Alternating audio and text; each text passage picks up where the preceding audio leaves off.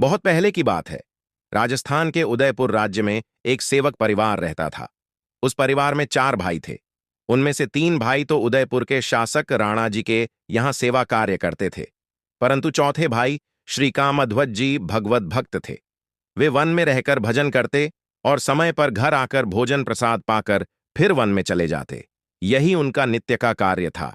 उनके तीनों भाई उनको काम के न काज के दुश्मन अनाज के मानकर उनसे नाराज ही रहा करते थे।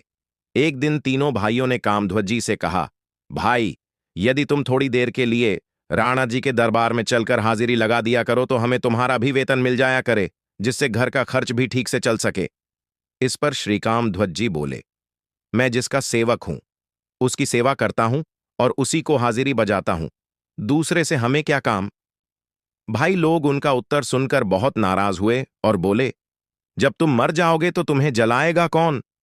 श्रीकामध्वज जी ने उत्तर दिया, जिसके हम सेवक हैं वही हमें जलाएगा। भाइयों ने समझ लिया कि इनसे कुछ कहना सुनना बेकार है, ये कुछ करेंगे नहीं, सो उन्हें उनके हाल पर छोड़कर चले गए। इधर एक दिन भजन करते करते श्रीकामध्वज जी का शरीर छूट गया।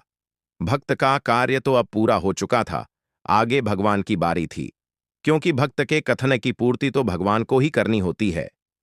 कामध्वज जी का शव वन में पड़ा हुआ था।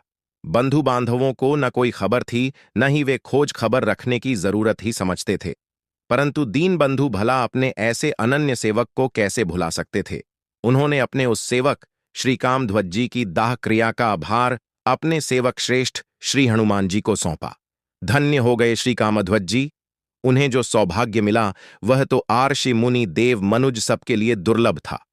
स्वयं भक्तराज श्री हनुमान जी महाराज ने उनके लिए चंदन की चिता तैयार की, उस पर श्री कामध्वज जी का शरीर रखा और उसकी दाह क्रिया की। जिस वन में श्री कामध्वज जी रहते थे वहां बहुत से प्रेत भी रहते थे। श्री कामध्वज जी की चिताग्नि से निकले परम पवित्र धुएं के स्पर्श और आघ्राण से वे लोग उस अपवित्र प्रेत योनि से मुक्त हो गए। दैव योग से उस प्रेत मंडली का एक सदस्य उस समय कहीं चला गया था। वापस लौटने पर जब उसने अपने संगी साथियों को गायब देखा तो रोने लगा। वहीं एक सिद्ध संत रहते थे। उसने उनसे पूछा तो सारा वृत्तांत मालूम हुआ। अब तो वह लगा पछताने की, हाय, मैं ही एक अभागा था जो समय पर यहां नहीं था, अन्यथा मुझे भी इस कुत्सित पापयोनि से मुक्ति मिल जाती। उसने उन सिद्ध संत से प्रार्थना की कि प्रभो, मेरे ऊपर कृपा करें। अभी इस पुण्यात्मा महापुरुष की चिता में अग्नि अवशिष्ट है, आप थोड़ा तृणकाष्ठ आदि इसमें डाल दें तो इसमें से धुआं निकलने लगेगा और उसके स्पर्श एवं आघ्राण से मेरी भी मुक्ति संभव हो जाएगी। संत ने उसके दुख और उसकी सच्ची भावना से द्रवित हो उस चिताग्नि में तृणकाष्ठादि डाल दिए, जिससे उसमें से पुनः धूम उठने लगा और उसके स्पर्श एवं आघ्राण से वह बचा हुआ प्रेत भी मुक्त होकर भगवत धाम को चला गया।